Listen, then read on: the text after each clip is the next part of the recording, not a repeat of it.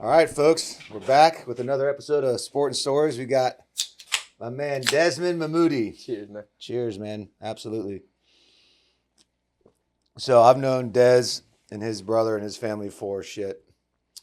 Since 8th grade, man. Was it 8th grade? 7 years? Yeah. God almighty, time's flown. 7 years. So anyways, kind of just tell us who you are, tell us what you got going on, and What's going on, introduce yourself. everybody? My name is Desmond Mamudi. Oh, shit. What's going on, everybody? My name is Desmond Mamudi. I'm a former athlete from Tampa. I played football at Virginia Tech for 3 years, and then I transferred to the University of Rhode Island for a year. I just moved back to Tampa about a year ago, and I started helping with my father's family business. We own a couple restaurants here in Tampa. New York pizza. Shout out New York. We got 9 locations all across Tampa Bay. Started out with my dad started out, with pretty much, nothing, zero. Came to this country, That's what you just said, yeah. as an immigrant, you know. So he came from Macedonia when he was 9. So now even when he talks sometimes, his grammar is off, so we mess with him about that. Are we allowed to curse on this? Absolutely. So we fuck with him all the time. We fuck with him all the time because his grammar's so fucked. It's I love the funniest shit. It is awesome. It's pretty cool, bro. It's Yeah. pretty cool. Yeah. Yeah, man, they're a great family, man. I mean, without getting too specific, just kind of talk about, you don't have to if you want to, but like your brother and like all the shit that he went through. I mean, I remember, so we would throw in my backyard, and who was it? Charlie was like talking shit to him. Yeah. So I remember, Charlie. So this guy shows up. I was about to beat the fuck out of him. He shows up in the white pizza van. The white pizza van. Pizzas are still hot in the bag. And you walk right up to him and like, you say one more fucking word to my brother, I'm gonna beat your ass right here in front. Man. And this is you were in your fighting weight. I was probably like, this is when I was 285, man. This was solid. Yeah. I was solid. I was like 285, 6'2". That was like probably my junior year. I think sophomore or junior year. Something, high yeah, school. because Eddie somewhere was, around there. Because Eddie was like, what, 8th grade, 9th grade? He was young. He was young. So he was. Then I found out that Charlie Dean was just talking a little shit, then I felt like an asshole because I was like, bro, I'm the same way. Like I would talk shit. So. Yeah, and I'm gonna get Charlie on here too. Yeah. He's a great talker, and that's what I love about doing it in my backyard. Yeah. And like the shit talking that goes on. I'll go out and see some of these other workouts, and everybody's like, hey, nice job, man, great job. It's like, dude, what the fuck, You're man? doing great. Yeah, no, man, talk shit. That's what we got to do. It's the sport we played. But yeah, so his brother, was playing quarterback. If you want to kind of, my if you want to, you don't have to. Yeah, I don't really like to talk about it too much. He just went through some adversity. I mean, he went through Hell some of a- adversity. hell of an Something adversity. that not a lot of people that I know can really relate to. Some shit that he definitely defied the odds. Needless to say, Unbelievable. Obviously the circumstances is something I really want to talk about. But to put it in short terms, the doctors told him that he would never walk again. Like he wasn't gonna walk. And look, hey. It was my freshman year, bro. I'll Dude, never forget college. I'll man. never forget hearing All that that shit news. went down my senior year, and then, that's when I was committed to USF. Yeah, Steve that's was right, on my that's right. signing day, and then I was there physically, mentally. I was. We were all pretty fucked up that night, man. It was a good time, bro. It was fired up. We were excited. Staying home to play football, and then I think my biggest thing, because you remember I went to Steinbrenner High School here in Lutz, and then I transferred to Carrollwood Day School my senior year. The whole point of that was for opportunity. Right. Honestly, I'll never forget what Steinbrenner did for me. That team 11 that I still talk to those guys to this day. Really? My junior year team to this day. You guys went 12-2. You guys went to the fourth round? Final Four, yeah. Final Four, We went to the Final Four. We lost to a Popka, and then Popka ended up winning state. Yep, So, that's right.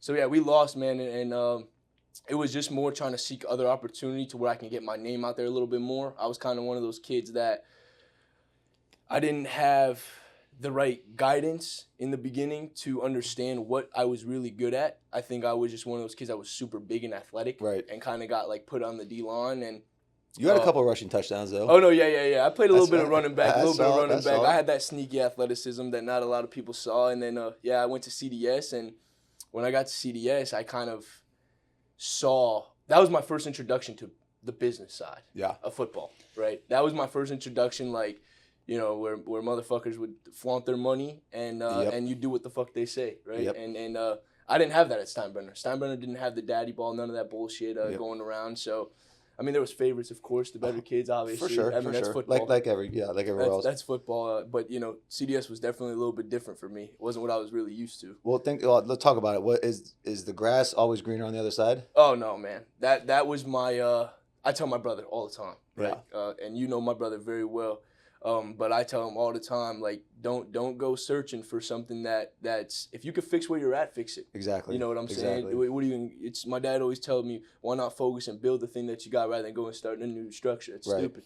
You know, and I think quick little backstory on his brother. So the doctor said he probably never walking again. Now he's getting recruited as a quarterback at Blake High School, going to his senior year. So my brother actually last year he started for Blake. He threw I think 13 or 14 touchdowns, and I think he threw.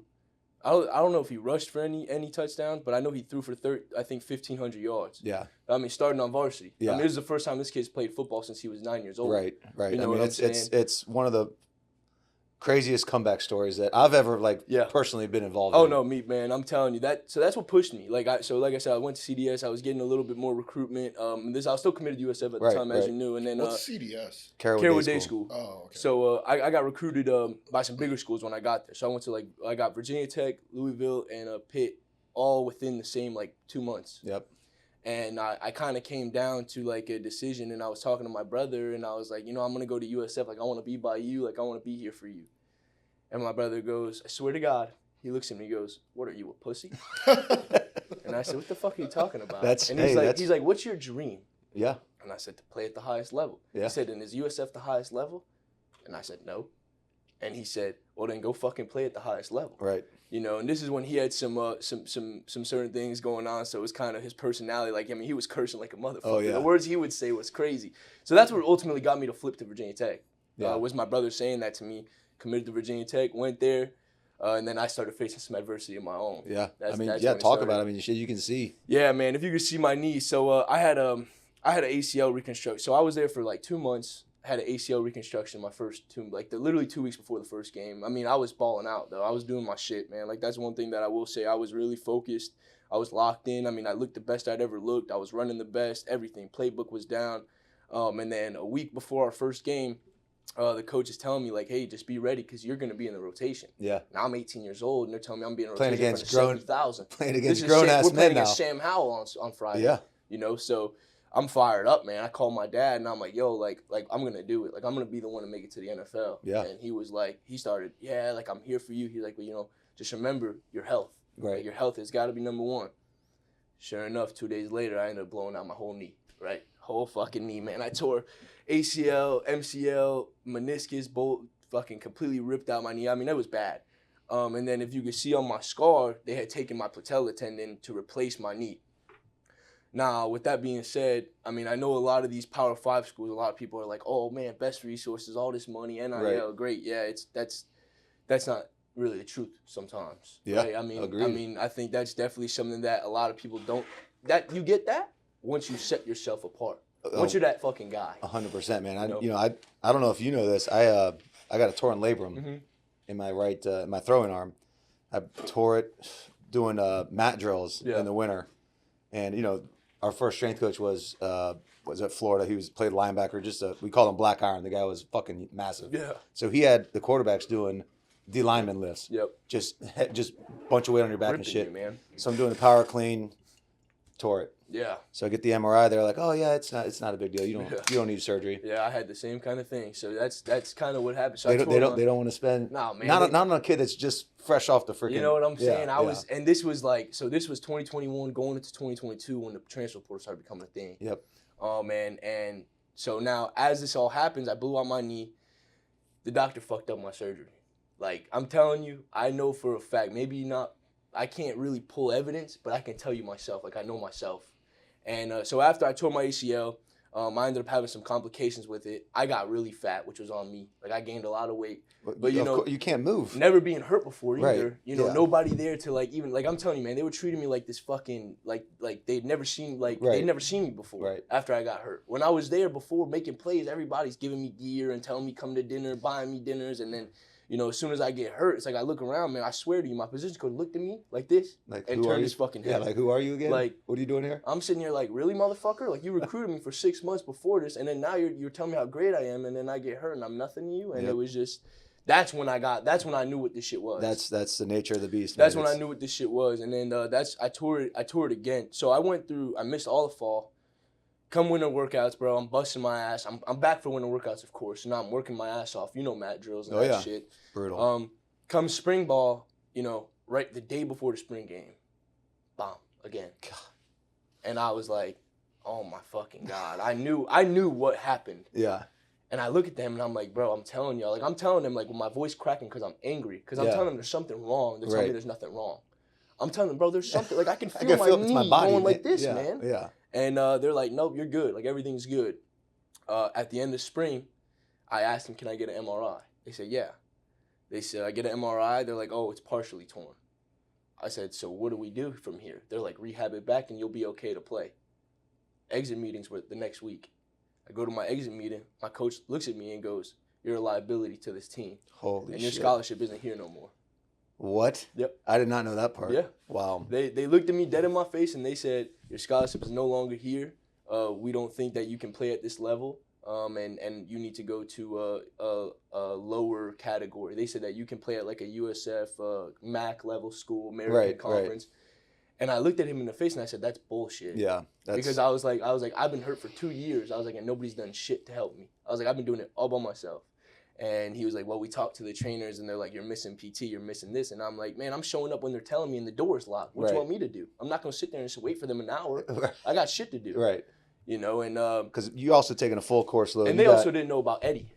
Oh, shit. They didn't know Eddie was like. They didn't even get to know me at all, bro. Like, and sorry, I forgot to add. So mind you, going into that fall season, going into that spring, my coaching staff got fired. So my coaching staff. Now I got a new coaching staff coming in. And that's another. And now I'm already dinked up. Yeah. And they've seen me play for 2 weeks. Yeah. You know, and they see me kind of limping, and I'm missing some of the drills and some of this stuff. Man, I'm fucked up though. I'm telling them like, listen, bro, I'm not a pussy, bro. Right. Like I'm not the type of person. I've broken my finger and put it back, like, and played. Yeah. You know, and it's like now you're telling me like if I'm hurt, I'm hurt. I'm not gonna sit here and lie to you. And so it was just one of those things where they kind of neglected it. And I also was like, you know what, fuck this place. Like, fuck, they don't give a fuck. Fuck them. I'll find somewhere else to play. I was in the mindset where I was like, I'll go anywhere else and walk on just to play these motherfuckers. Right. You know, like as soon as I get healthy, I'm gonna play these fuckers. And they're gonna see what they lost. Right. Because that's just how I am. Yeah. You know, so I'm a competitor.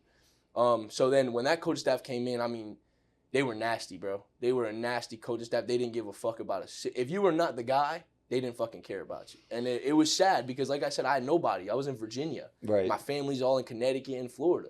You know, so it's like I don't even got nobody to talk to about this but my roommates. Shout out my roommates, man. My roommates were my rock, bro, because I was in a bad place mentally.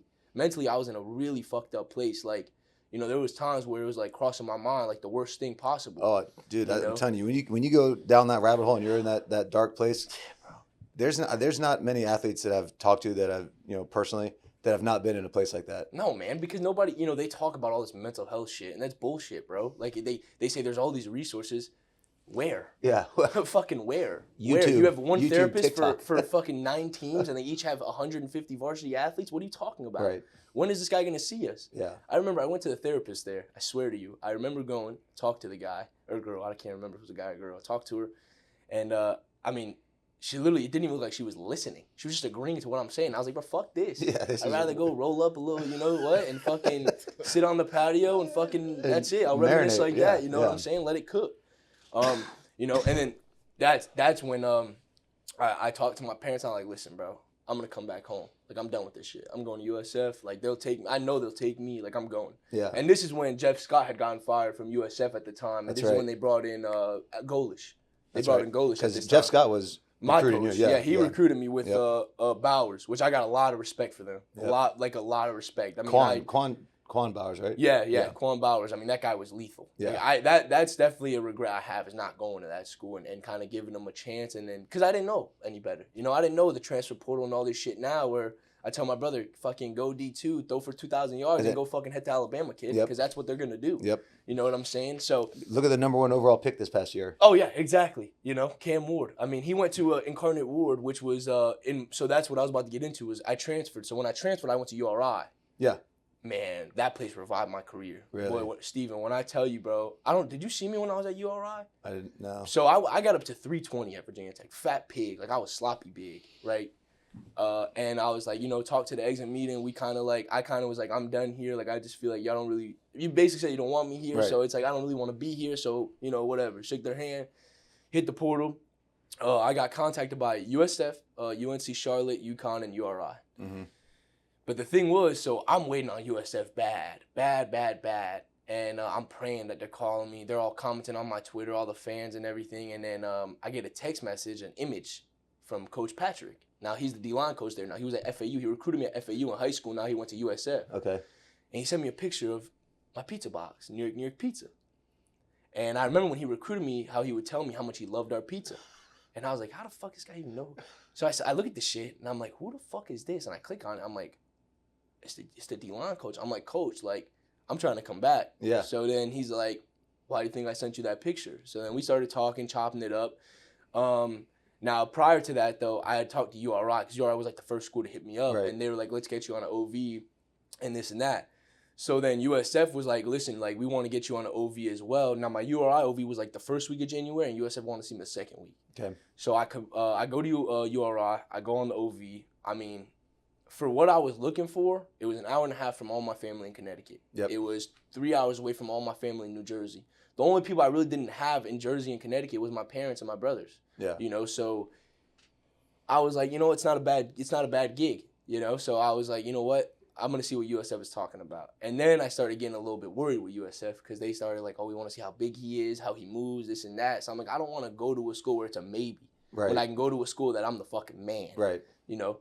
So that's when I ultimately made the decision, go to URI. I went to URI, and I met the fucking greatest people. I mean, when I tell you the greatest people, shout out to some of my teammates there, bro. I remember Malachi Burby, Wesley Neal. I didn't get to play with this man, but Carson Primrose was another one that he was nice. Bro. Yeah. I'm telling you, we had some, like I'm telling you, bro, there was dudes at URI that if you put, you know, a couple grade points to their GPA and a couple pounds on them, the motherfuckers play at Virginia Tech. Yeah, no doubt. You know what I'm saying? No They doubt. got two dudes that I played with there that went to the NFL. One on the Dolphins. What's his name, bro? Safety. I forgot his name. But I used to go against this guy. His name was Lorenzo Thompson. Plays for the Cleveland Browns. I mean, this motherfucker was a fucking whole 6'6", 290, but like yoked. Yeah. And I remember going out there, first day of practice, I get into a fight with him. Because he is like me. Like, we were like, man, he would fucking bash us, bro. He didn't give a shit who you were. Everything he did was 110%. Yeah. You know, so I go to URI. Coaching staff is phenomenal. Great coaching staff. Shout out all my coaches that recruited me. Coach Flanagan, Coach, fuck's the head coach's name now? Coach Fleming. The real coach that changed my life was Coach Lazard. Marcellus Lazard. I mean, you want to talk about mastermind. This guy, bro, like the way he explained things made me why I wanted to volunteer to coach his high school kids. Yep. Because the way he made shit sound in football was like he was just talking to you. Yeah. And that shit just like flowed, actually gave man. a shit. So yeah, bro, he made you give a shit. Yeah. So now I get to URI, I'm working now, everything's going smooth. So I get there in January at 315 at this time. I lost like 5 pounds, still fat, and I dropped all the way down to 285 from January to May. Come May, we go outside. I'm running. I go to cut. Boom, again. My left knee. I said, God. What the fuck? I go to them and I'm like, listen, I'm going to be honest with you guys. I knew that this was fucked up. Yeah. And I tried to get help at the last school and I was like, they refused it. So what do you, they said, bro, what are you talking about? Like, we got you. Yeah. They sent me to the #1 fucking, I don't know if you know anything about Rhode Island, Brown University. If you guys know anything about Brown University, they're like the #1 medical school you can go to. I think in the Northeast, if not in the whole country. I go there, bro. Dr. Tabador, man, he did my surgery. My surgery took 30 minutes. That's my nuts. first surgery took 2.5 hours. I was about to say probably a little bit longer. 2.5 hours. This one took 30 minutes. Steven, when I tell you I woke up the next day and I was able to put weight on my leg. The first time I couldn't even put my toes down, bro. This time I could put weight on my leg. I have a video of me walking the next day, like with crutches. But I could still put weight on it to move. Right. Yeah. But I couldn't move before. That's when I started. Was like, oh, these guys, they fucked me up. This is what this was. They fucked me up. And that's when everything kind of started. I got my knee surgery done, and then the rehab just going, bro. But I was, like I said, I was 25, 30 pounds lighter. I was stronger than I was at 320, at 280. Yeah. I was stronger. I was faster. I mean, I was meaner, bro. I'm telling you, I had like a 4-pack going into fall camp, and I was hurt. Yeah. You know what I mean? And so now I missed all the fall, came back spring. I was eating them, bro. I mean, I was fucking. Just crushing people. I was fucking killing them, bro. I mean, I was eating, bro. And everything went smooth. Going to winter, I started training again. we're doing this fucking tug of war bullshit. The tug of war at the mat drills, the competition. Like with the tire thing? Or, yeah, or they had like the blue thing with the handles. Yep. And I'm pulling, and all I hear is, Jesus fucking Christ, bro. and now it's my right knee. And I drop, and I look at the trainer, and I'm like, I'm done. Like, my career is over. Yeah. I said, it's over. And he's like, don't say that. And I was like, no, man, this is bad. Woke up the next morning, my shit felt fine. I thought everything was straight. I said, oh, okay, like, I'm good. Like, I started practicing, Steven. Like, I went full go practice. I was going with my shit torn the next day. So because I was like, torn. I refuse to believe that this is torn until somebody shows me a picture that it's torn.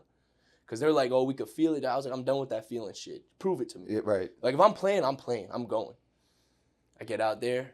Man, I could feel this bitch. But I popped some Tylenol, that bullshit. Told him, put a cortisone shot, and let's fucking rock. Man, I started rocking and rolling. And then the day before the spring game now comes, the day before the spring game, and the doctor Tabador is like, let me feel your knee. So I'm like, all right. And he grabs my joint line, and I twitch. And I'm like, oh, fuck. And he's like, oh, no. And I'm like, man, what do you mean, shit. Oh, no? He's like, that's not good. And I'm like, bro, I'm fine. He's like, no, we need to get an MRI on this, like, tomorrow. And I was like, oh, my gosh. So I go, I get a fucking another MRI. It's like my 5th or 6th MRI in fucking 3 years. That's You know, so I'm like, this is such bullshit. And I go to him the next day, and he's like, listen, there's no easy way for me to say this to you, but your right ACL is torn. God. And I'm like, what the fuck? I'm like, is this a fucking movie? Oh. And he's like, listen. And I'm like, bro, I don't even want to listen no more. And I walked out. And I was like, I'm fucking. They called me from the doctor's office. I didn't even answer that shit. And then the trainer called me. I was like, I'm playing. Like, I don't give a fuck if my leg falls off. I was like, I need to play. I need to play, yeah. I was like, I haven't played in a fucking game. I literally worked my ass off to get here. And I didn't even get to do the most fun part. Exactly. I'm doing all the hard shit. I'm doing fall camps, mat drills, spring ball. I'm not even playing where I should be. And then that's when it started to hit me. Like, that's when my mental was at its lowest. I didn't want to talk to nobody. I didn't want to hear from nobody. I remember my trainer called me. He's like, like, we're going to support you and whatever you want to do. And I was like, I appreciate you, but I really don't give a fuck anymore. Yeah. And then I went to my position coach, Coach Lazard, and I just talked to him, and I just started sobbing, bro. I mean, like, crying like a baby. Like, I can't believe this keeps happening. And he was like, just so you know, like, we always got you here. Like, we always fucking got you here. And I mean, like, when he said that to me, like, I thought he was just kind of saying it to make me feel better. But it's like, I call this guy to this day, picks up the phone. But the difference, at least he said that, Oh, bro, that's what call me a fucking liability. Right. And I'm like, I want to be hurt. Are you fucking kidding me, bro? Right. Like, you know me better than probably a lot of people. Like, I wasn't the type of person to duck competition. I wanted them. Right. Like, I wanted him. And it's just like, to tell me I was a liability, and it just, you could see the difference in where the money was and where it wasn't. You know, like, the kids at URI weren't playing for $100,000. They were playing because they want to they want to get their mom out of the fucking trenches. Yep. They want to get their brothers in the right positions. They're there because they love football. Yep. Right? That's the kind of guy that I was. I wasn't the guy that I didn't need $100,000 or $200,000 to play the game that I love. You could have paid me $10 and I would have fucking played. Yeah. And I think that's what's changed so much in this generation compared to mine and yours and those guys and I know I'm young in this generation, but it was still a little bit different for me because the NIL shit isn't what it is now. Correct. Yeah. I was obviously before you, and we're gonna take a quick break here in about 20 seconds. But we had Deontay out here, and he was saying that he got paid $1,600 a month. Yeah. I got $48 a weekend. Yeah. That's fucking ridiculous. Yeah.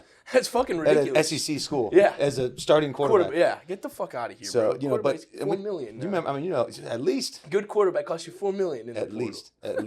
But yeah, we're going to take a quick little break. All right. And then we're going to come back to that NL conversation and kind of go on with what you're doing definitely. now. So don't forget, like, share, subscribe on all the social media accounts. Sean, you want to take this away, or you got it, or what? Hold on, he's much better at this than I am. Like, comment, subscribe. Make sure to follow. Hit that notification button so you can get alerted every time there's an episode out there. We'll be back with Sports and Suits. We got Nectar Nootropics. All right, it's got cognizant in it. It's got caffeine, 50 milligrams of caffeine. I'm going to go ahead and rip one right now. This is the Atomic Apple flavor. Absolutely delicious. I'll tell you what, man, I'm not a big coffee guy. Never have, never will be. But these damn things, 50 milligrams of caffeine, jumpstart your day, zap your brain a little bit. They got jalapeno lime, black cherry, spearmint, sweet mango, and fresh mint. And let me just tell you, the mint will light your ass on fire. It's a whole different kind of buzz, so to speak. But yeah, then they also got a new little operation they got running here. It's called the Zero. So there's no caffeine at all, but it's got all the flavors that I just mentioned. Like I said, jalapeno lime, black cherry, spearmint, sweet mango, and fresh mint. They're mini dry pouches. All the ingredients are listed on their website. They're listed on the can, so you're not getting a bunch of bullshit. And that's the way I like it, man. I don't want all the chemical additives in there. And this is the real deal. This is the way to do it, guys. If you just need a little brain zap for you in the middle of the day, in the work day, you're on the computer, you're working out, whatever you are doing, throw one in. I'm an upper deck guy. Throw one in there, get zapped for a little bit, and there's no crash. You know, you don't feel drowsy afterwards. And yeah, I'm a firm believer in this thing. Again, this is the Atomic Apple. I'm a huge fan of this flavor. I'm looking forward for them to send me the jalapeno lime. So again, folks, you can find them at nectar.energy. And when you spell nectar, it's NECTR.energy. Energy is spelled, the normal way. You can also find them on Amazon. They're now on Amazon like everybody else. So you can find them on Amazon as well. Same name, same spelling, NECTR. Again, you can use my discount code Garcia5 and get a nice little discount. And like I said, get your brain zapped, get to work. All right, I want to take a quick little break here to introduce one of our newest sponsors. We got New York Pizza. All right.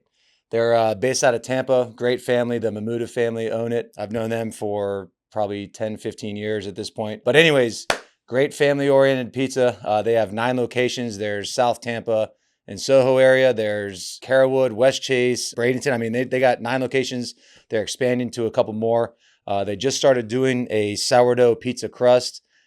Obviously, everybody's kind of health conscious now. Sourdough is good for the gut. It's healthier for you, healthier option. I've had it. It's absolutely delicious. So again, next time you go into New York Pizza, ask for Desmond or Eddie, or I think my son's actually going to start working there. So take a little peek, check them out. Again, New York Pizza. They got 9 locations. Check them out. All right, ladies and gentlemen, we're back. We are back with Desmond Mamudi, and we're kind of going over NIL, and just off the camera, we're talking about our previous schools asking for money. Money, bro. It's like they need it. It's unreal. Yeah. Unreal. I just, it's kind of funny to me because it's like a fucking joke to me. Yeah. It's what the fuck are you asking money for from alumni when you're making at least South Carolina, right? South Carolina's fucking 80,000. You guys stadium? At least. Yeah. I mean, they should be fucking paying you a stipend now. I mean, all this guys talk like about you, Tim all this Tebow, talk about these like guys. reparations. I want my fucking reparations. Hell yeah. Fucking I ridiculous. mean, that's ridiculous, bro. Think about, bro, you don't. This is why I try to tell my kids, bro, that I coach at Blake. I'm like, listen, you motherfuckers got to understand something. This shit is a business, right? Well, you know, high school kids in Florida and Georgia can get NIL. Yeah. Man, my brother started talking about it, and I was like, just worry about football. That's worry the fuck about football. The rest will take care of itself. It'll come, right? But talking about the NIL, and so I was not privy to that. I graduated in 2011. Yeah. You were kind of at the very, very beginning of it. Yeah. And now you see these guys that are getting paid fucking blows my millions of dollars. Dude, it blows my mind. I mean, they're not even good. They're not worth what the fuck they're not paid. fucking good. Because I'm a very straight up person. Yeah. Like, if you're a good football player, I'll tell you, like, hey, you're a decent football player. But in my opinion, if you suck, I mean, you probably suck. Yeah. You know what I'm saying? And it's like, I was just telling Steven the same thing. Like, bro, when I was playing, you could have paid me a fucking bag of chips and a sandwich just to eat before at halftime, and I would fucking play my heart out. Yep. And it's like now these kids are holding out because they're not getting a contract. Did you hear about the kid from Tennessee? Yeah. What the fuck? What was it? Nico kid. So he was getting paid $4 million. $4 million. $4 million at the University of Tennessee in Knoxville, which college town. $4 million goes a long fucking way, Tennessee. So he said he wanted, what did he say? He wanted 6 or 8? I think he was getting 2, and he asked for That's 4. right. That's right. It was 2. He was asking for 4, and they were like, fuck you. No. And so he didn't come to. He didn't come to practice for like what? I think it was like a half a week, like Wednesday to Friday. He didn't go to practice. So Hypo was like, you know what? Fuck you. See you. Just kicked him out. Don't even worry about it. You don't even worry about showing up. You're not part of Tennessee anymore. Yeah. So then he's shopping around UCLA, and I think they're offering him. They gave him like $1 million, but they said it's kind of funny because like in Tennessee, there's not a lot of taxes. Right. in UCLA, LA, in California, I mean, you're getting fucking you're getting $1 million is 800,000. You're getting hit over the head. Probably $1 million even less than that. So No, he went it's- from a $2 million paycheck to an $800,000 paycheck because he wanted more. Yep. And Yep. I'm looking here and I'm like, why the fuck are you even giving him 800,000? Fuck him. It's Now like you should tell him, bro. Well, this is it's kind of funny. I don't want to put too much of my friend's business out there, but I got a couple friends that go to Virginia Tech. I got some friends in the NFL as well, but I talk a lot more to my guys at Virginia Tech, and I was like, so one of my guys, he's a starting linebacker, like that. I mean, fucking nice. This kid is Isaiah Simmons, like stereo, like fucking to the T. He's getting paid 6 figures, right? This other kid, who me and him had very similar situations. He got hurt when same time as me. I had knee surgery. He had shoulder surgery. He tore his labrum. Then he fucking tore it again, and then he tore it again, and then they put a bone to hold his labrum and his shoulder in place. what is going on in there? And then he man? broke his fucking leg, right? So now they're paying. Now this kid plays linebacker too, right? He plays on all special teams. This kid gets $1,600 a month, while the kid that stays with him in the same room, lives in the same house, gets 6 figures. And I'm not talking about, it's over $200,000. Yeah. And it's like, and not just that, you're in fucking college. Your rooming is paid for, your food is paid for, your everything is fucking paid for. So $300,000 you're putting in your bank. Yeah. You know what I'm saying? And it's like, Hopefully, I mean, you there's should guys probably that have are- a car by then. there's so, guys that are blowing through that shit. oh yeah, bro, easily. fucking chains and all this fucking stupid shit. I tell my brother, if you ever get a fucking chain like that, I'll rip it off your fucking neck. Because that shit is, to me, that shit is just saying like attention. Like, Right. you just want attention. Right. Like the guys that I respected the most, like my boy that gets 6 figures, you know what he wears on his necklace? It's this. I swear to you. He has a fucking, and it was a gift from his mother. He is the most humble person. He drives a Tesla. Mm-hmm. He bought a Tesla because it saves money. He's very frugal. He invests. Like he's doing it the right way. Yeah. But not these fucking kids that you go to Florida, they give you fucking $2 million and you spend $500,000 on fucking chains and Yeah. renting cars. It's The fuck it is. you? It's baffling. And you remember Lex Capitano? Yeah, right? yeah. The wide receiver. Yeah. Right? So we had him. Shit. We had him on the podcast yesterday. What do you go, Furman, right? Yeah. Yeah. Yeah. And he was talking about basically the same thing you were saying, and I feel like that's kind of y'all's generation. You guys were on the beginning side of NIL. It's like they just don't make players like that. I mean, there's They very got seldom. dogs. It's seldom. They got dogs. There's guys that are gonna play because they love the sport. Then there's guys that want to just chase the bag. Yeah, I mean that's unfortunately what it's come to. Like I was even telling my brother, like, you know, like URI. Like I said, I got a lot of love and respect for URI, but my brother wanted to go there bad, That's he was saying that. Yeah. really bad. And you know, the coach had like hit him up. I'm not gonna say the coach's name because they'll throw him under the bus, but he hit him up like, "Hey, I'm gonna be at your school at like 7 a.m." Throw him under the bus, bro. Don't you? Sorry, Coach Flan, but yeah. He texts my brother. Gets my brother's fucking jumping in the air in the house, bro. I wake up, I'm like, God, like what the fuck you got going on? Yeah. He's like, bro, he hit me up. Like, I think he's gonna offer me. Like, finally, he's like, bro, I swear to you, I'm gonna commit right there. Like, I just want to play. And I was like, bro, like that shit is real. That's raw. Like, that's somebody that wants to fucking play. He Yeah. doesn't give a fuck what you give him. Just a scholarship is good for him. You know, just to pay for his books and his housing, and he'll fucking do the rest, man. Yep. And the coach calls him, brings him in, and he goes to the school. Eddie talks to him, and he tells Eddie, "Oh, I just wanted to let you know in person that we're not bringing another quarterback for 2026. We have 5 already." A simple phone call would have been. He was already ignoring my brother. You should have just kept fucking ignoring him. Yeah. You know, why are you going there telling the kid? Now the kid Is now, excited about showing up, and then he gets there, bro. My brother, listen, we live like 45 minutes from Blake. right. It takes Eddie like an hour and a half to get there from school with the traffic in the morning. Right. Bro, Eddie woke up at 6:30, got the text at 7, and left. Like right then. He got to school at like 8:15, bro. Just for this coach to say that shit to him. And it's like, coaches, do you even know what you're doing to a kid when you say that shit? That's, Like I promise you, Steven, and I was even telling him because I had to get in his head because he was like, this is bullshit. Like, I don't even know if I want to do this. And I was like, shut the fuck up. yeah. Get You've off worked, that you've worked, pussy yeah, shit. you've worked too You've hard. already fucking done this shit, bro. Like, you being the fucking person that they underestimate, it should be known for you. Yeah. It was the same for me. Dude, I was a white defensive lineman, and I was 6'2", 280, right? You said it yourself, I should have been a guard. Everybody knew it. Everybody knew that you know, white boys playing D-line ain't really a thing. You know what I'm saying? And it was like me kind of being the minority in that part of the game. it was like, I was like, fuck that, bro. Why not? I can Use fucking do it. Use it as a I can chip. fucking do it. And I took it, and like, not just you. It wasn't just you. It was fucking everybody around me. My own parents were like, you should play O-line. It's safer. You'll be this. You'll be that. Fuck that, bro. I know what I want to do. I mean, one of the best DEs right now is Aiden Hutchinson. So, Yeah. And that was something that another one of my coaches, shout out Corey Rush. He was a GA at the time at Virginia Tech. Now he's a coach at Washington. So he's moving. But he told me himself, he's like, most white D linemen, if you play D line as a white boy, you got to be yoked the fuck up. Oh, yeah. You know what I'm saying? Because they ain't going to take no big slob. You know, like I saw that Mason Graham kid. Like, I think he's good, but I don't think he was that far off from me, if you want to be honest. Yeah. You know, I mean, he was 6'4", but I mean, 2 inches ain't gonna do much of a difference. Yeah. You know, especially when you're playing D line, you got to be low regardless. So it was like one of those things. But yeah, back to the whole URI thing. So yeah, that really fucked up my brother's head, and I was like, bro, why are you letting that fuck with you?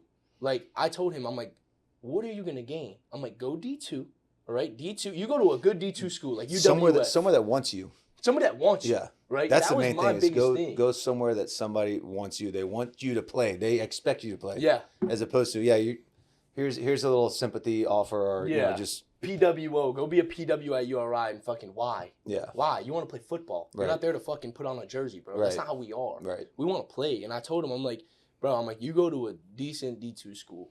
Right, because he has a caliber. My brother could play at an FCS D2 school easily. Easily. I think he can even go to an American Conference, these Conference USA schools, and he could be a decent player. Now, as far as like Virginia Tech, South Carolina, he's not ready for that, in my opinion. I think that takes a little bit more maturity and understanding of the game truly. And that's you talk about business, man. That's and you know my brother, he's not ready for that side of football. Yeah. Because they, like I said, they fucking straight to my face called me a liability, and I'm a lot mentally stronger than my brother. You know, like, to me, that was like he gave me the finger and I gave it back. Right. And my brother would get the finger and kind of shut down and, like, be like, why am I a liability, and get in his head and shit like that. And it's like, you're not ready for that side of the game, brother. Like, so is D1 scouting D2 and D3? Absolutely. Oh, yeah. Are you kidding me? So that's why they said that. He had told my brother that day that I have 5 quarterbacks and I'm only looking at quarterbacks in the portal. I'm not. So that's the thing, is that this whole transfer portal has fucked these high school kids up. Hard. I mean, really hard. Yeah. I mean, think about it. It's like, you want a kid that is 18, coming out of high school, that really, like, I remember me coming out of high school, bitch, I didn't know the field and boundary. Right. You know what I'm saying? And meanwhile, you got a kid that's D2, that's All-American D2, that knows zone coverages and run schemes and blocking schemes and all this shit. And it's like, hell yeah, I'm going to take him he's only going to take up 2 years of my roster, and he's going to play for me immediately. Right. Rather than having a kid that's coming in for 4 years or 5 years that I got to honor a scholarship. Yeah. So that's what they're all doing now. Especially these smaller schools like URI. Dude, they got me and Dion. You remember Dion Silas? Yeah. I mean, Greg Gaines. Holy shit. We were just throwing with him. Dude, so Dion, me, and Greg. Dion was the most dominant running back in the class in Tampa at the time. Easily, right? I was one of the most dominant D tackles in my class in Tampa. Greg was the most dominant wide receiver in 2022, by far, in Tampa, in my opinion. Yeah. Right? Now, this guy got 2 Iowa State guys and a Virginia Tech football player. Why? Because we had nowhere else to go. We just wanted to play, bro. Right. Like, Greg, like, I know I was close with Greg at URI. Bro, Greg is a fucking specimen. I mean, this kid is all of 6'4", 200 pounds. And we were talking shit the other day. I was like, he used to play quarterback. He used to train with me. And I was like, dude, where the fuck did you get your height from? Because it's not your dad. Yeah, no, fuck no. That's genetics from somewhere. Yeah. I mean, this kid, so it's like, but that's what these schools do, bro. They wait, they look, and they see who don't got a home. Right. And they go here, and they give you the bare minimum, right? I was getting fucking... Because they know they can get you cheap. I was getting $6,000, $7,000 a semester, bro. A semester. My rent was $5,000. So I had $2,000 to spend on food, gas, and my life. Yeah. You know what I'm saying? So, and it's not Virginia Tech where you have a fucking... only an athlete's dining hall where they're cooking fillets and fucking lobster. You go to the dining hall there, it's fucking frozen chicken nuggets and fries. I'm an athlete. I'm not eating that shit. You know what I'm saying? I'm not eating that bullshit. So it's like, I was like, damn, like that was a reality check. You know, like these Power 5 schools, the only difference is they're fucking spoiled. Yeah. You know, they got, because I'm telling you, there was this one motherfucker. His name was Wesley Neal Jr. Steven, if you ever get the chance, I'm not bullshitting you, look this motherfucker up. He played at URI. He was a nose guard. He was 6 foot, 300 pounds. He ran a 4.7.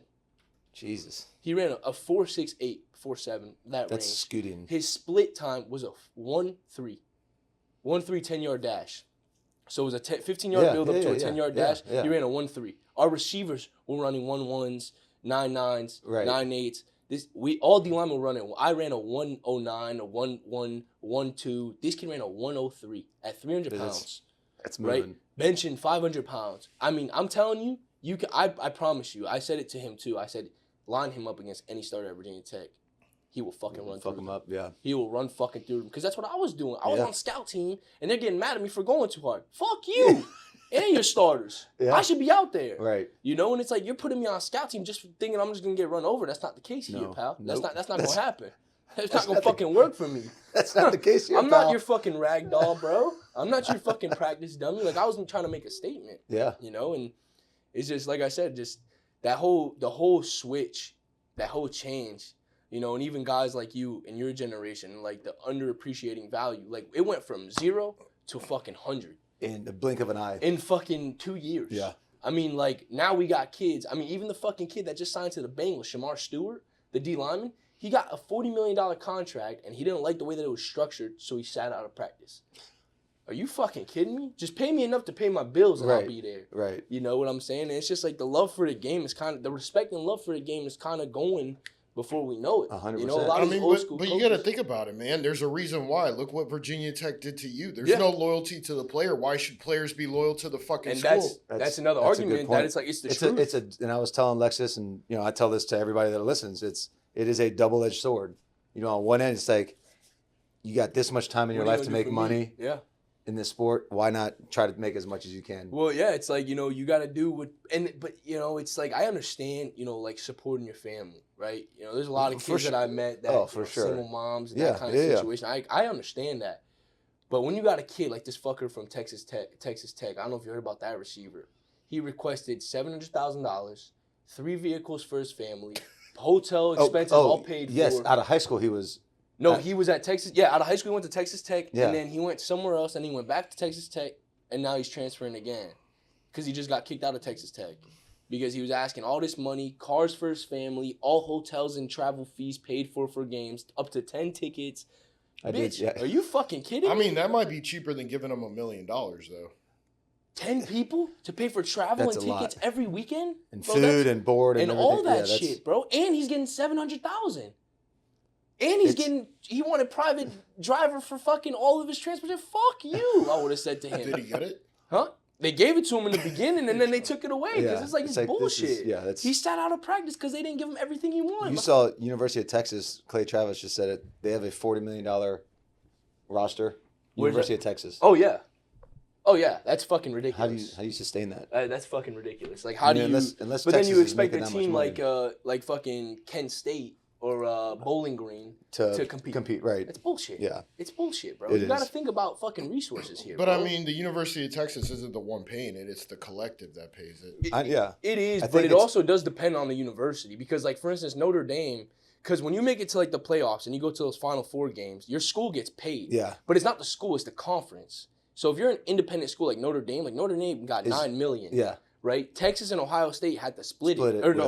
Ohio State or Texas and Alabama, somebody. Whoever it is, they got to split that across all teams. Notre Dame's getting $5 million, while Texas and Alabama have to split $5 million and $2.5 million, $2.5 million. So now Notre Dame just spent $5 million on just players. Yeah. Yeah, I wonder how much the school makes just from attendance at a home game.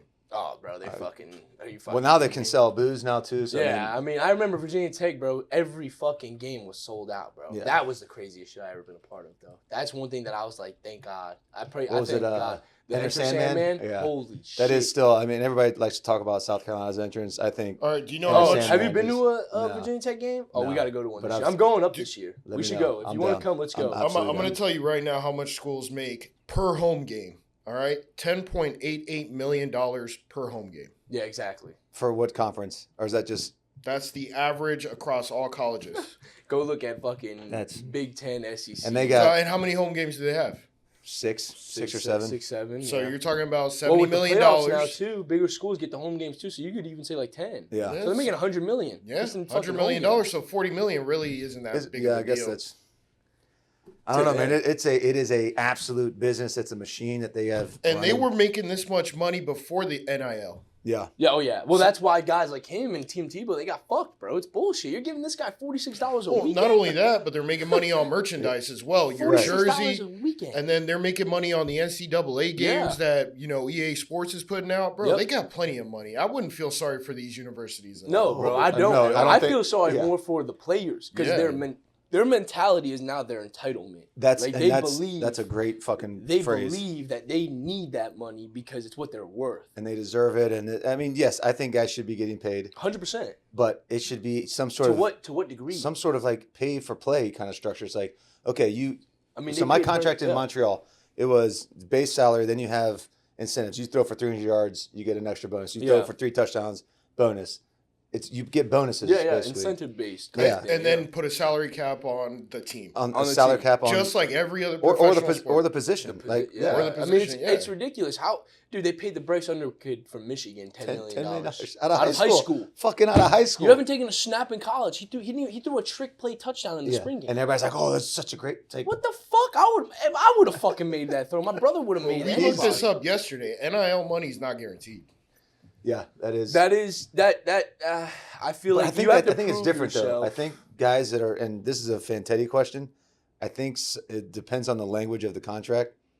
If I'm an agent, I'm saying, yeah, this amount is guaranteed, regardless. Kids in high school have agents now, bro. I know. Everybody has a fucking agent now. Now you have somebody to read through all that bullshit and pick exactly out what you want, and it's like, it's not guaranteed, but they're gonna get it. Yeah, Steve is actually doing some of those. Yeah, like out of high school, like NIL deals. The lawyer Fantetti. Yeah, he's already representing a couple. I think I might have heard of him. Is he from here? Yeah, I've heard of him. Steve Fantetti, yeah. But it's like, I mean, that's the kind of shit that is just like, that's what this game has turned into, and it's like, that's where I kind of like losing a little bit of love for it because it's like, bro, like you in our time was about ball. But I think it's not just us; it's fans, people that are actually cutting the checks. Bro, alumni that are cutting the checks. Bro, it's bullshit. At the same time, it's like, why am I going to donate to a school that's like, he just said it, $100 million in home games, but they're asking you for a donation back. And then you have a kid that says, yeah, I'm not playing the second half.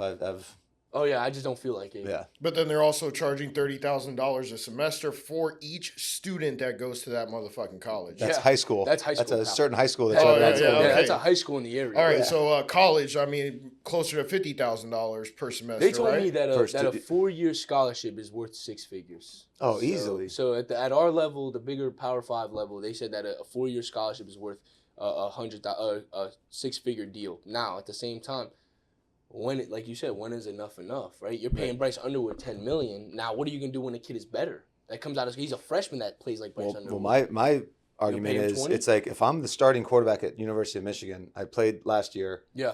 You're paying me just say $2 million. Yep. You're gonna pay this kid out of high school fucking 5 times as much. Yeah, fuck. He hasn't taken a snap yet. That's bullshit. That's going to be a huge problem contention in that QB room. No, 100%. It's like I said, you have a lot of these kids that, like, for instance, me, my money was never a worry for me. Like, my father, we were very poor growing up. We weren't. My parents were very poor growing up, and they struggled. And then we saw, like, our first couple of years, like, until I was, like, 10 years old, 11 years old, certain things they would say no to because we couldn't afford it, whatever. And then, when I turned 15, 16, my father's business started really taking off. And it was like, and that's where the biggest misconception is because it wasn't about the money.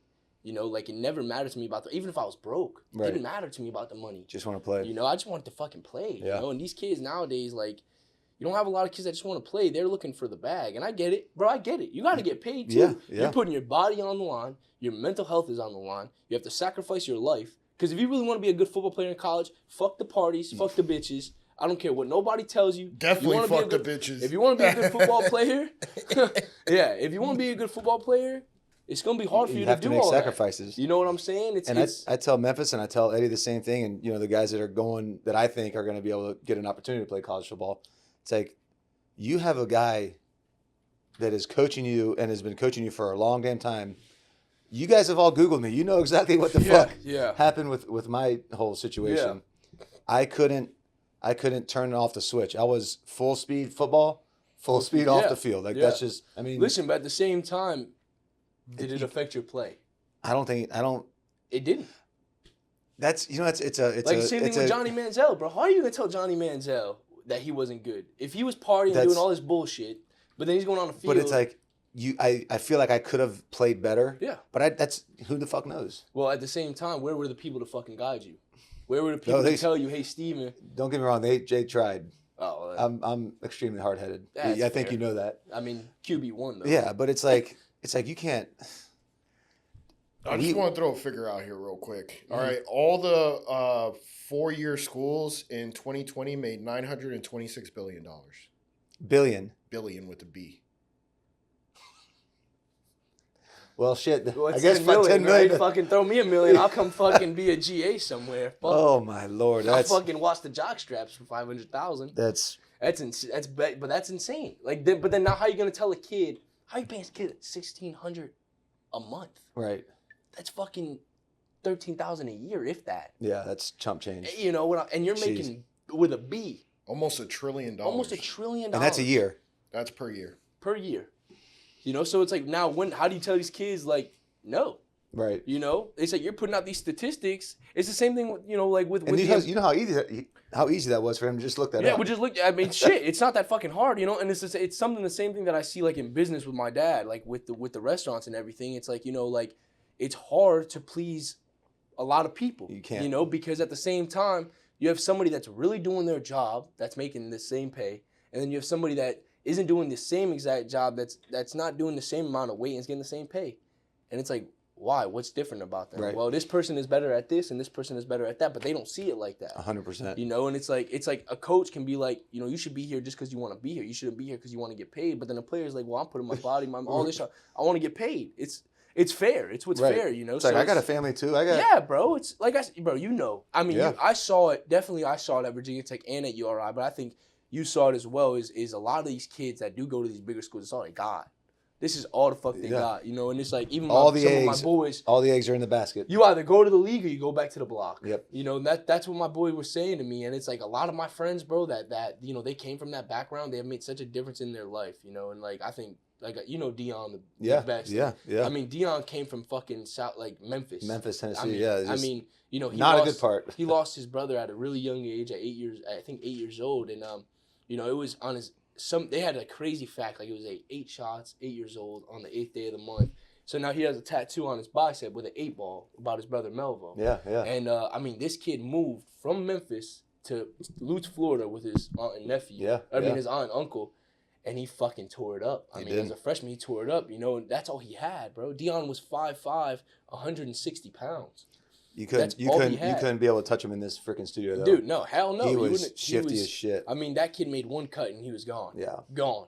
And he was special, bro. And he was special. And he's one of those kids that, even though he came from the tough background, bro, it wasn't for the money, bro. Right. I swear to you. He loved ball. He wanted to play football, bro. And he was helping his mom with bills. Like me, I didn't have to send money back to Tampa. My parents were okay. Me, it was I'd get money and I'd get to enjoy it. Right. He really needed the money because his family needed help. Yeah. His mom is working her ass off. His sister's she's working her ass off. He's got nieces and nephews he's got to help out. He's got to be the man, And it's like, that kid does deserve a 6-figure fucking deal. Agreed. Not fucking Joe Schmo from California who comes from Beverly Hills. You're paying him fucking $5 million. Right. Fuck you. That's how I would look at it. Yeah. And that's how I would look at it. I feel like a lot of people would look at it like that. Yeah, bro. I think that's the best way to look at it, in my opinion. It's really the only way. Right? If we're being honest. Yeah, I mean, it's, if you're going to base it off of what the kid is coming from and what he's making, then do that. Yeah. You shouldn't be paying a kid fucking 6 figures when he's coming from a nice place in Texas, but a kid that's coming from the south side of Memphis, that he's got bullet holes in his car and he's got fucking, he can't go back home on break because he don't want to get caught up in the bullshit. Yeah. I mean, that's a real deal. And Iowa State did him crazy. Because he was the best back on that depth chart, in my opinion, after Brees Hall. I hate to interrupt, guys. Yeah. So we got time for one more 10-minute segment. Yeah. And then we'll be right back. So like, comment, and subscribe, follow, and hit those notifications. We'll be right back with Sports Institute. We got Nectar Nootropics. All right, it's got cognizant in it. It's got caffeine, 50 milligrams of caffeine. I'm going to go ahead and rip one right now. This is the Atomic Apple flavor. Absolutely delicious. I'll tell you what, man, I'm not a big coffee guy. Never have, never will be. But these damn things, 50 milligrams of caffeine, jumpstart your day, zap your brain a little bit. They got jalapeno lime, black cherry, spearmint, sweet mango, and fresh mint. And let me just tell you, the mint will light your ass on fire. It's a whole different kind of buzz, so to speak. But yeah, then they also got a new little operation they got running here. It's called the Zero. So there's no caffeine at all, but it's got all the flavors that I just mentioned. Like I said, jalapeno lime, black cherry, spearmint, sweet mango, and fresh mint. They're mini dry pouches. All the ingredients are listed on their website. They're listed on the can, so you're not getting a bunch of bullshit. And that's the way I like it, man. I don't want all the chemical additives in there. And this is the real deal. This is the way to do it, guys. If you just need a little brain zap for you in the middle of the day, in the work day, you're on the computer, you're working out, whatever you are doing, throw one in. I'm an upper deck guy. Throw it in there, get zapped for a little bit, and there's no crash. You don't feel drowsy afterwards. And yeah, I'm a firm believer in this thing. Again, this is the Atomic Apple. I'm a huge fan of this flavor.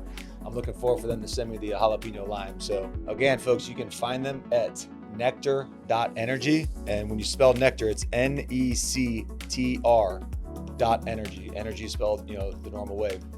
You can also find them on Amazon. They're now on Amazon like everybody else. So you can find them on Amazon as well. Same name, same spelling, NECTR. Again, you can use my discount code Garcia5 and get a nice little discount. And like I said, get your brain zapped, get to work. All right, I want to take a quick little break here to introduce one of our newest sponsors. We got New York Pizza. All right. They're based out of Tampa. Great family. The Mamudi family own it. I've known them for probably 10, 15 years at this point. But anyways, great family-oriented pizza. They have 9 locations. There's South Tampa and Soho area. There's Carrollwood, West Chase, Bradenton. I mean, they got 9 locations. They're expanding to a couple more. They just started doing a sourdough pizza crust. Obviously, everybody's kind of health conscious now. Sourdough is good for the gut. It's healthier for you, healthier option. I've had it. It's absolutely delicious. So again, next time you go into New York Pizza, ask for Desmond or Eddie, or I think my son's actually going to start working there. So take a little peek, check them out. Again, New York Pizza. They got 9 locations. Check them out. All right. So this last little segment, by the way, welcome back to Sports and Suits. You got Desmond Mamudi here. Yes, sir. Last little segment, man. Just kind of, we talked about football. We talked about NIL. Talked about pretty much everything else. Yeah. Let's kind of talk about what you're doing now. Yeah. That's kind of like the whole purpose of this podcast. I want to get guys that played ball. Yeah. All growing up. Absolutely. Had some shit go down. Yep. And then you're here now. I mean, you got to find a way, right? I think that was I just moved back from Rhode Island about a year ago now. So May 13th, I came back last year. So it's been a little bit over a year now, a couple days over a year. It's been a little different, right? Going from, football. Right. In college, you don't really have people on your head 24/7, and you're not staying with your parents, and you're kind of just focused on football and school, and you're having fun. Right. I mean, I'm not gonna sit here and act like it's a fucking Nazi. You gotta fucking. I mean, I was drinking, I was having fun, I was going out with girls, going to parties and that kind of shit. I wasn't sitting in my room on a Friday. Right. So it definitely was a little different. Now I came back home because I just went through a big identity crisis after I couldn't play no more. And I called my dad and I was like, listen, like, I don't want to do this school shit.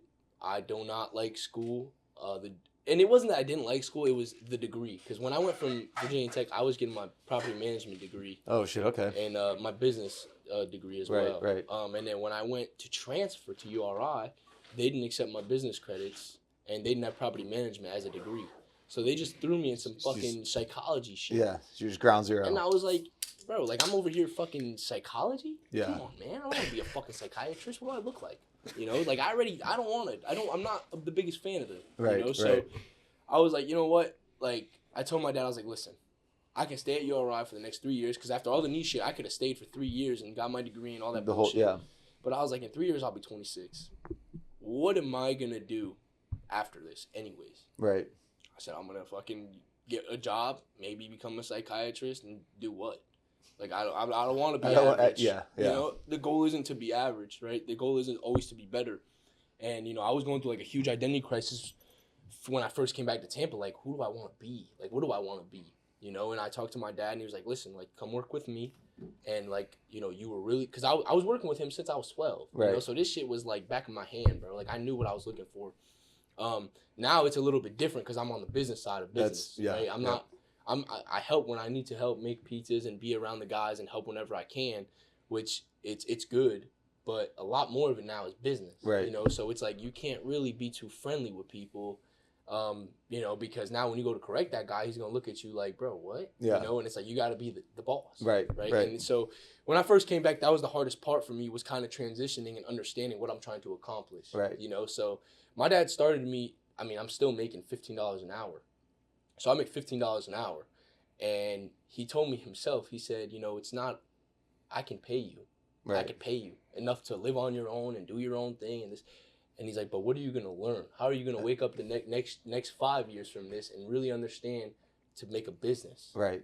What it takes to be a businessman. Yeah. You know, he's like, you have to start at zero. You know, and I fucking pay bills, bro. I live with my parents, and they fucking charge me rent. They make me pay my car bill. It's like I'm living on my own. And I'm like, this is bullshit, because it's the same fucking room I left 4 years ago.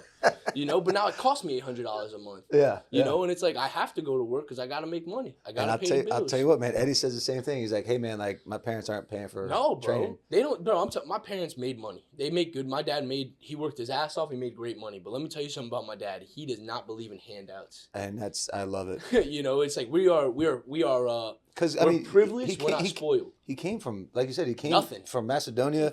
Came from nothing, bro. Yeah. He came from a mud house on a farm, and it was him and his siblings that they had kids to work to help with the farm. Yep. You know, so it was just like coming back to business, and you know, I was talking to my parents, and I was like, you know, like, this is what I want to do with my life. Like, I want to be my dad times 10. Right. So everything he did wrong, I'm gonna fix it.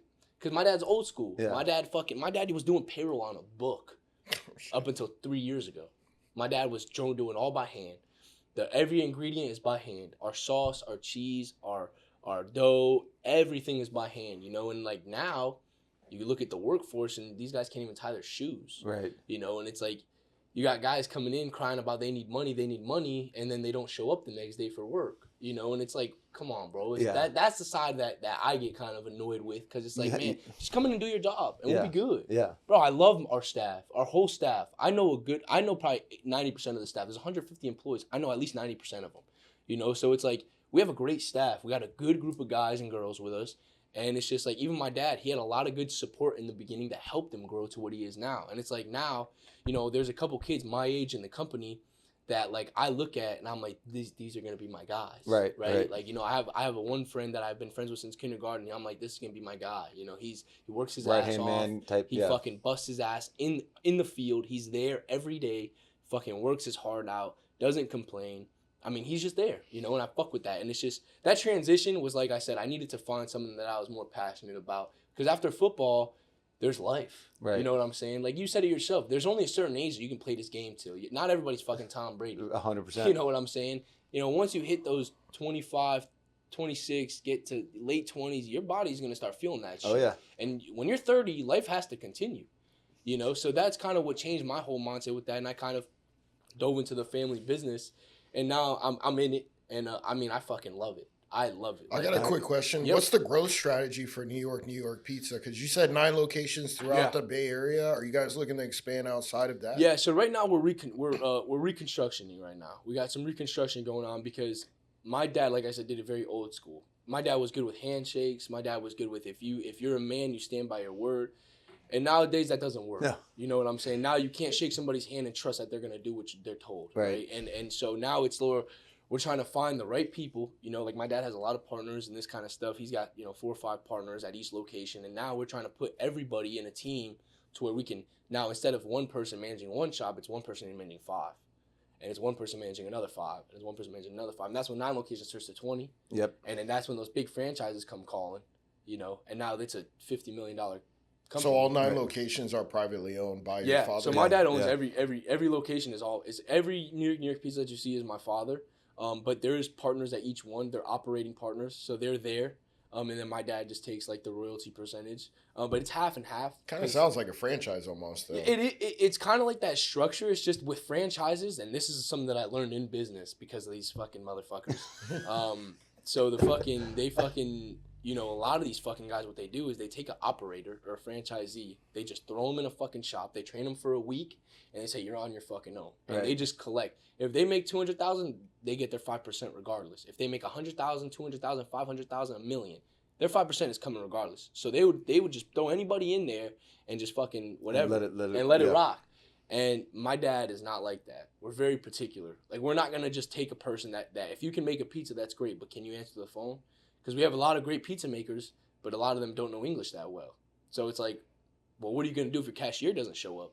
You know, so it's just kind of like understand that. And now actually, so I decided to go back to school because I just wanted to take this business to the next level. So I actually am going back to school to get my my MBA in business management. Nice. So that's the whole goal. I want to really understand restructuring. We've been talking to a consultant and stuff to help us restructure, because it's just once it gets to a certain growth and once it gets to a certain volume, there's no control. Right. There's no control. My dad is one person. I'm one person. I can't be at 5 locations. You know, so I can be at one location and help with that one, and then move on to the next one and move on to the next one. But that takes time. You can only be one place at one time. Yeah, so it takes time and structure. But I mean, honestly, like I said, bro, it's. I think that we have the best pizza in Tampa, and it's not something that I take very lightly. Like when people tell me it's not, because I take it very personal. This is something that, like, it's just like wearing a brand. We're in South Carolina, we're in Virginia Tech. It's the same thing to me. Yeah. I mean, everything. It's kind of crazy, but everything that I see in life is business. It's business. It's the truth. You know, I'm not going to, and we kind of see it even with college, these guys getting paid. You know, I'm going to pay a pizza maker that fucking can make 10 pizzas in 5 minutes. I'm going to pay him $25 an hour. Yeah. You know, rather than a guy that can make 1 pizza or 2 pizzas every 10 minutes, and that guy's going to get $15, $20 an hour, you know? So it's just kind of understanding that and the dynamic and everything. But it's been great, bro. Being back home, I can't sit here and lie and be like, it's not stressful. It's fucking stressful, you know? And I've been dabbling in real estate and in stocks and stuff like that. So, you know, I'm doing well for myself and understanding that part.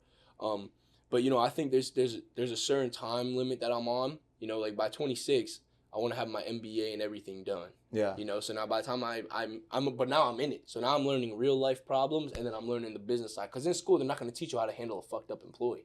They're going to teach you how to handle the numbers and the business aspect of it and what the regulations not are. the life lessons. But what are you going to do when 2 guys are headbutting each other because he's getting 20 and I'm getting 20, but he's not pulling his weight? What are you going to do? Right. You know, it's like you're not going to look at that shit. And it's definitely been a transition. It's definitely a little different because, you know, in football, you can tell somebody shut the fuck up and get the fuck out. And OHSAA isn't going to come knocking on your door for you fucking violating rules. You know what I'm saying? So it's just one of those things where it's definitely understanding that and knowing how to deal with different personalities, which is cool. But, you know, it's been good. It's been good, Steven. I really do.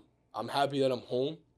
I think that mentally I'm in the best place that I've been in a long time. I think physically. I think that's physically as well. You know, it's just, you know, doing different things to take care of my body. And you know, I don't really lift heavy weights anymore, and I don't do no crazy intensity stuff. I train. I do some training in some Muay Thai stuff that I do now that really helps me with flexibility and stuff like that, and just self-defense, understanding that kind of stuff. And I think that's another thing that everybody should be doing, bro. You know, because it's a crazy world we're living in. These fucking gun laws, man. These fuckers, you know, it's fucked up. But you know, you should know how to fucking throw a punch, bro. I even tell my girlfriend, bro. I'm like, bro, come learn how to throw a fucking punch. Because if a guy touches you and I'm not there, the fuck are you gonna do? You gotta be able to break his jaw, you know, because I'm not there to do it. So So yeah, but you know, it's been good. It's been good. You know, I can't really complain. Everything, it's not being handed to me. It's definitely being earned. But that's the way that I want it. Exactly. You know, I don't fucking want it handed to me, because if I hand it to me, then next year then I don't think you give a shit as enough. Next year you're gone, bro. I see it with these guys at a certain pizza place in Tampa. I don't want to name no names because, you know, we're talking to them a little bit, but. You know, it started with a single owner. That guy met a guy who turned into a franchise. They've had like 30 locations across Tampa, and then they ended up fucking all going in the shitter. I mean, a lot of their places aren't doing that good because they didn't keep the quality. They didn't care. You know, they wanted to be jumped from 9 locations to 30 locations. Well, hold on, buddy. You got to structure that shit, because if you don't know how to get to Lewis in Sarasota and Michael in Tampa, what are you gonna do? Right. So it's just understanding that structure and everything. But it's been good, bro. It's like learning the playbook. 100%. That's how I look at everything, bro. It's football to me. You know, you got to understand, what is this guy good at? Put him there. What's this guy good at? Put him there. You know, you got to know when to send the blitz and when not to. 100%.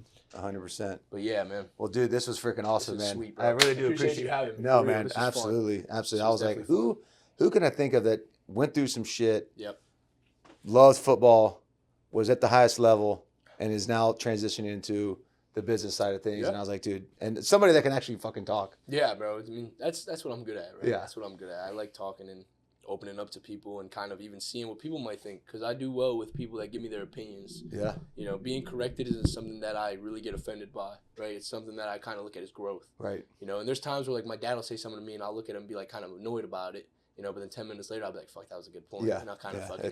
I'll do what he said anyways. Yeah. You know what I mean? Yeah. So That's it's one of those things, bro. It's always hard to listen to your dad. Oh, yeah, bro. It's, you know, Pops' dad's, it's different. You know, It when is. it comes from your dad, it's different. You know, Yeah. even with football, like with the knee shit, you know, him telling me, you know, like, you're strong. You got this, bro. Like, that's kind of what kept me pushing. Because Yeah. honestly, after 2, I was tired.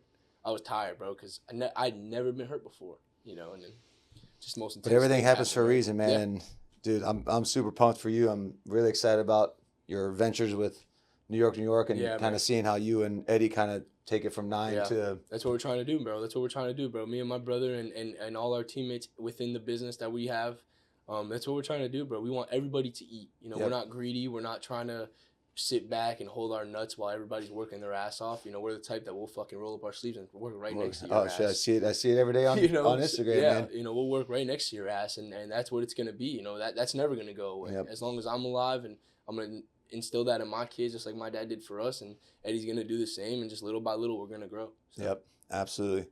Well, folks, like, comment, share, subscribe, hit that notification button.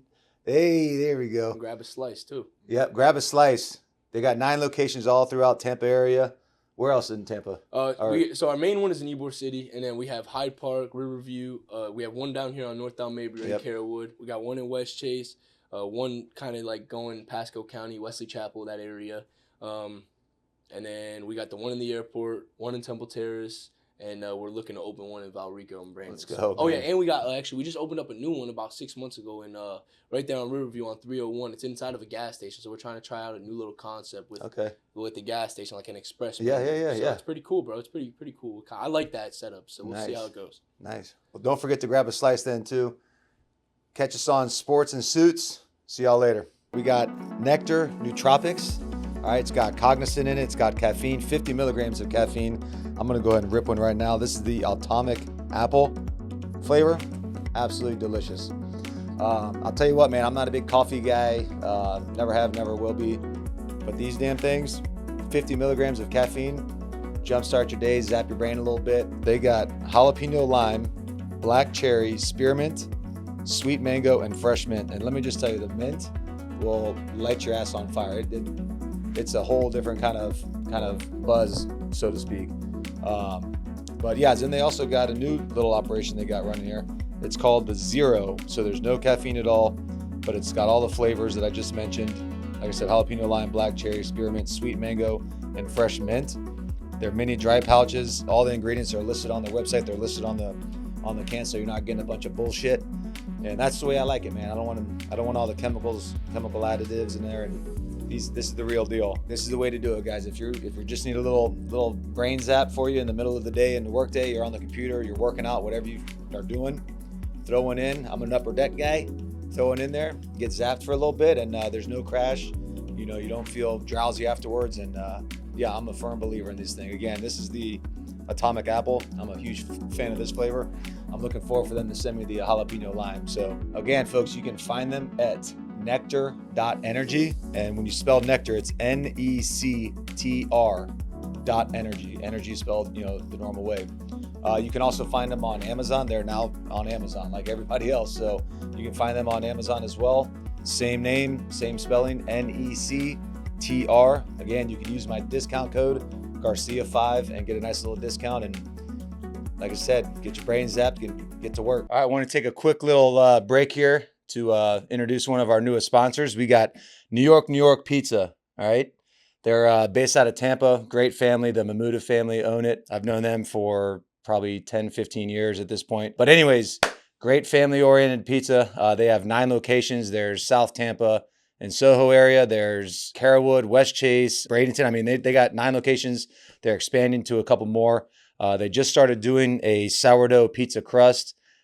Obviously, everybody's kind of health conscious now. Sourdough is good for the gut. It's healthier for you, healthier option. I've had it. It's absolutely delicious. So again, next time you go into New York Pizza, ask for Desmond or Eddie, or I think my son's actually going to start working there. So take a little peek, check them out. Again, New York Pizza. They got 9 locations. Check them out.